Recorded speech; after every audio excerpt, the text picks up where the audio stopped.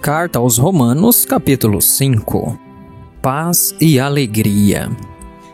Portanto, sendo justificados pela fé, temos paz com Deus por nosso Senhor Jesus Cristo, pelo qual também temos acesso pela fé a esta graça, na qual estamos firmes e nos regozijamos na esperança da glória de Deus.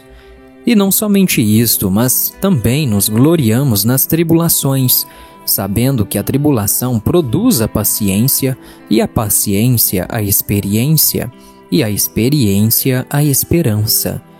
E a esperança não nos envergonha, porque o amor de Deus está derramado em nossos corações pelo Espírito Santo que é dado a nós. Porque, estando nós ainda sem força, Cristo, a seu tempo, morreu pelos ímpios. Pois dificilmente alguém morrerá por um homem justo. Talvez alguém ouse morrer pelo homem bom.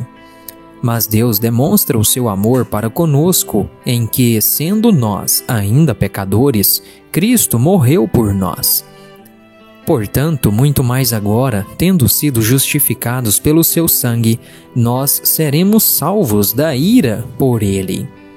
Porque se nós, sendo inimigos, fomos reconciliados com Deus pela morte de seu Filho, muito mais, tendo sido reconciliados, seremos salvos pela sua vida. E não somente isto, mas também nos regozijamos em Deus por nosso Senhor Jesus Cristo, pelo qual agora recebemos a reconciliação.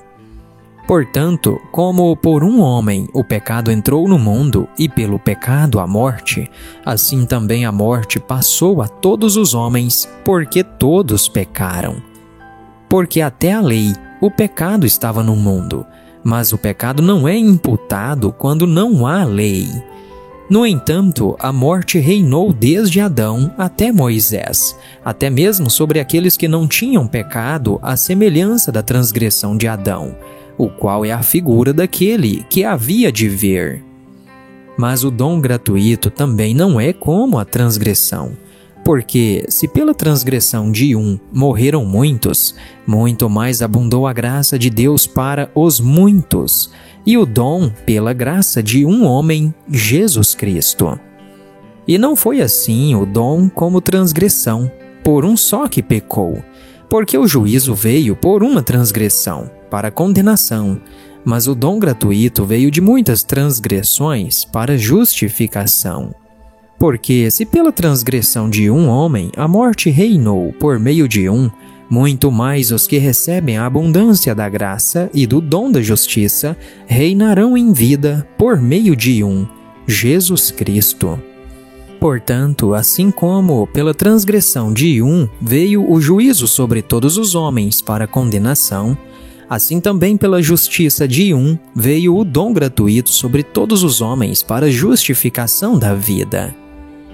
Porque, assim como pela desobediência de um só homem, muitos foram feitos pecadores, assim pela obediência de um, muitos serão feitos justos. Além disso, veio a lei, para que a transgressão abundasse, mas onde o pecado abundou, superabundou a graça. Para que, assim como o pecado reinou na morte, também a graça reinasse pela justiça para a vida eterna, por Jesus Cristo, nosso Senhor.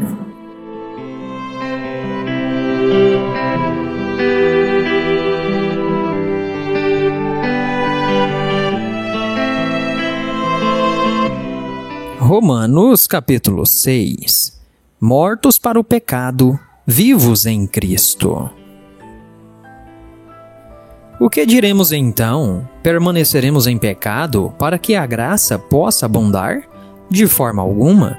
Como nós que estamos mortos para o pecado, viveremos ainda nele? Não sabeis que todos os que fomos batizados em Jesus Cristo fomos batizados na sua morte?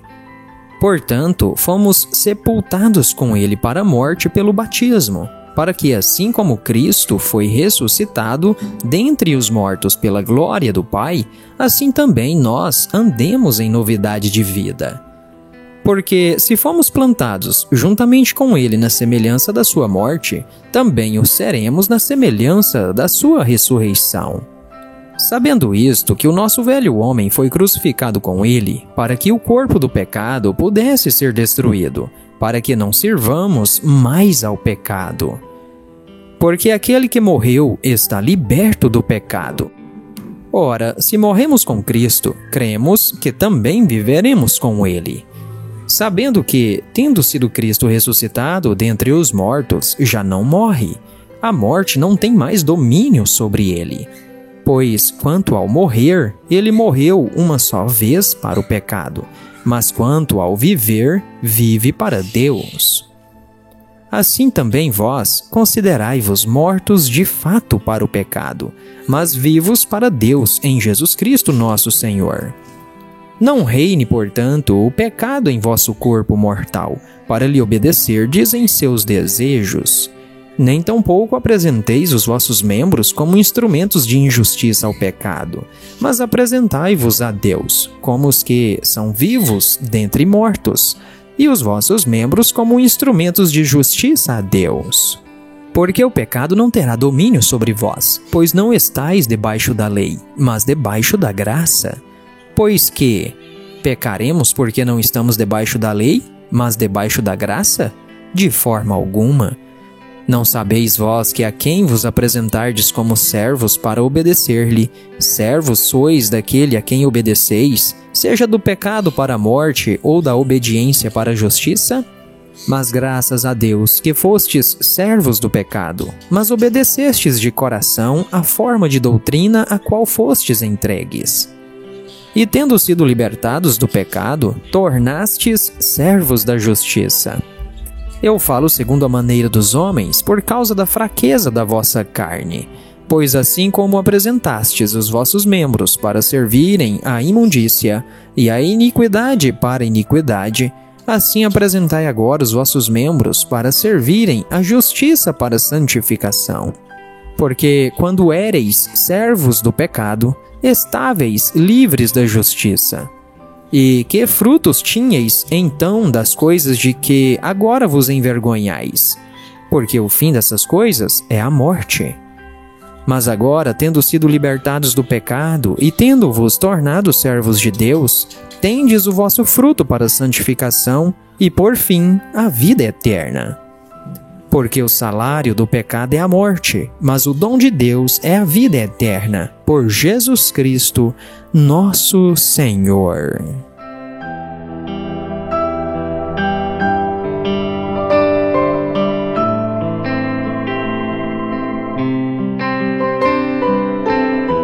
Romanos capítulo 7. A ilustração do casamento.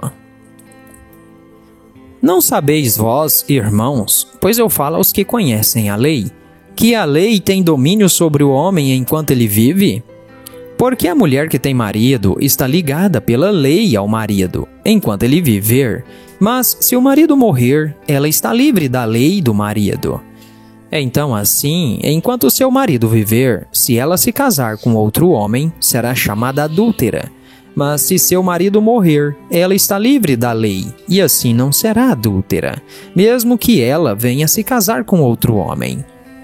Portanto, meus irmãos, também vós tornastes mortos para a lei pelo corpo de Cristo, para que chegasseis a ser de outro, do que foi ressuscitado dentre os mortos, a fim de que dessemos fruto para Deus. Porque, enquanto estávamos na carne, as paixões dos pecados que eram pela lei operavam em nossos membros para trazerem fruto para a morte. Mas agora temos sido libertos da lei, tendo morrido para aquilo em que estávamos retidos, para que sirvamos em novidade de espírito e não na velhice da letra. O que diremos então? A lei é pecado? De forma alguma. Porém, eu não conheci o pecado senão pela lei, porque eu não conheceria o desejo se a lei não dissesse, tu não cobiçarás.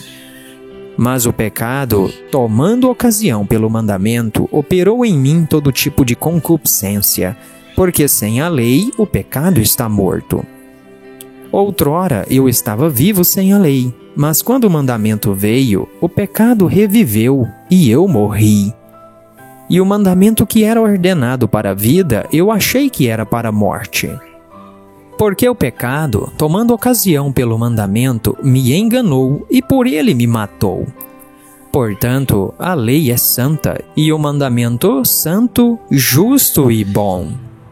Então, o que me é bom tornou-se em morte? De forma alguma.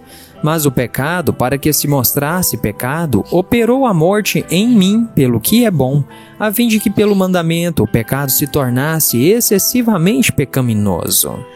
Porque nós sabemos que a lei é espiritual, mas eu sou carnal, vendido sob o pecado.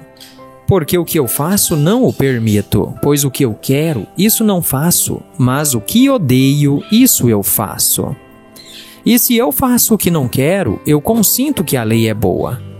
Então agora já não sou eu que faço isto, mas o pecado que habita em mim.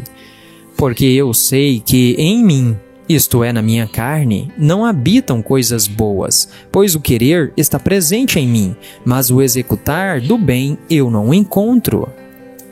Porque o bem que eu quero fazer, não faço, mas o mal que não quero fazer, esse eu faço. Ora, se eu faço o que não quero, já não sou eu quem o faz, mas o pecado que habita em mim.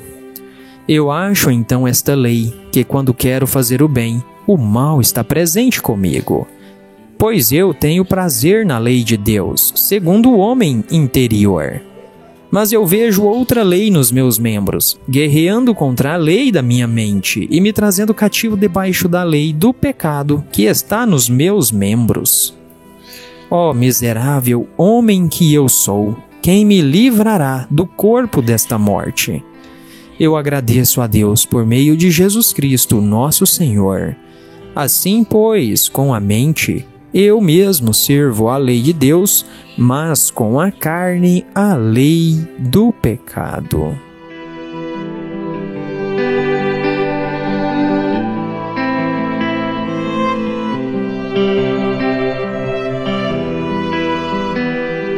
Romanos capítulo 8. A vida pelo Espírito. Portanto, agora nenhuma condenação há para os que estão em Cristo Jesus, que não andam segundo a carne, mas segundo o Espírito. Porque a lei do Espírito de vida em Cristo Jesus me livrou da lei do pecado e da morte.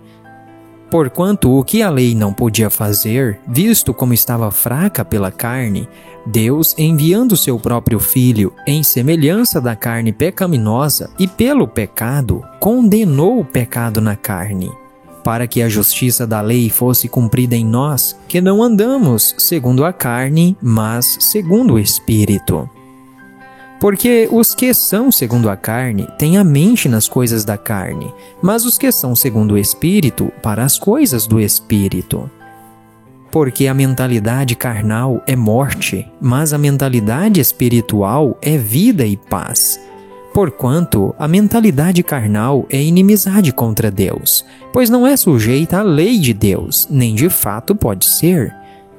Então, os que estão na carne não podem agradar a Deus. Mas vós não estáis na carne, mas no Espírito, se é que o Espírito de Deus habita em vós. Ora, se algum homem não tem o Espírito de Cristo, esse não é dele. E se Cristo está em vós, o corpo está morto por causa do pecado, mas o Espírito é vida por causa da justiça. Mas se o Espírito daquele que ressuscitou a Jesus dentre os mortos habita em vós, aquele que ressuscitou a Cristo dentre os mortos também vivificará os vossos corpos mortais pelo seu Espírito que habita em vós. Portanto, irmãos, nós somos devedores, não à carne, para vivermos segundo a carne. Porque se viverdes segundo a carne, morrereis. Mas se através do Espírito mortificardes as obras do corpo, vivereis. Porque todos os que são guiados pelo Espírito de Deus, esses são filhos de Deus. Porque não recebestes um espírito de servidão para novamente temerdes, mas recebestes o Espírito de adoção, pelo qual clamamos, Abba, Pai. O mesmo Espírito dá testemunho com o nosso espírito de que somos filhos de Deus. E se filhos, então herdeiros, herdeiros de Deus e herdeiros com Cristo. Se então nós sofremos com Ele, que também nós sejamos glorificados juntos. Porque eu considero que os sofrimentos deste tempo presente não são dignos de serem comparados com a glória que há de ser revelada em nós. Porque a ardente expectativa da criatura espera pela manifestação dos filhos de Deus. Porque a criatura ficou sujeita à vaidade, não voluntariamente, mas por causa do que a sujeitou em esperança. Porque a própria criatura também será libertada da servidão da corrupção, para a gloriosa liberdade dos filhos de Deus. Porque nós sabemos que toda a criação geme e uníssono sofre dores de parto até agora. E não só ela, mas nós mesmos também, que temos as primícias do Espírito, também gememos em nós mesmos, esperando a adoção, a saber, a redenção do nosso corpo. Porque somos salvos pela esperança, mas a esperança que se vê não é esperança. Como, pois, esperançar o que um homem vê? Mas se esperarmos o que não vemos, então com paciência o aguardamos.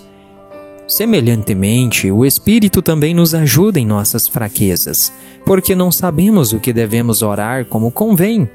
Mas o próprio Espírito intercede por nós com gemidos que não podem ser proferidos. E aquele que examina os corações sabe qual é a intenção do Espírito, porque ele faz intercessão pelos santos segundo a vontade de Deus. E sabemos que todas as coisas trabalham juntamente para o bem daqueles que amam a Deus, daqueles que são chamados de acordo com o seu propósito. Para quem ele conheceu antes, ele também os predestinou para serem conformes à imagem de seu Filho, para que ele pudesse ser o primogênito dentre muitos irmãos. Além disso, aos que ele predestinou, a estes também os chamou, e aos que ele chamou, a estes também justificou, e aos que justificou, a estes também glorificou.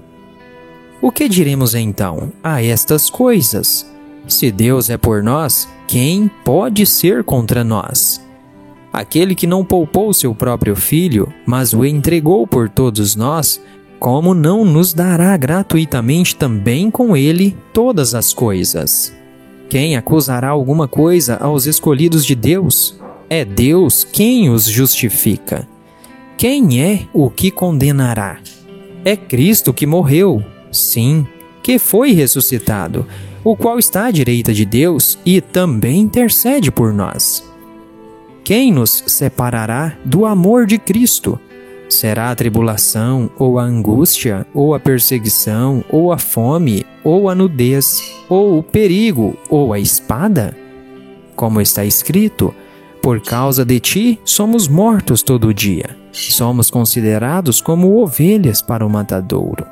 Mas em todas estas coisas somos mais do que vitoriosos, através daquele que nos amou.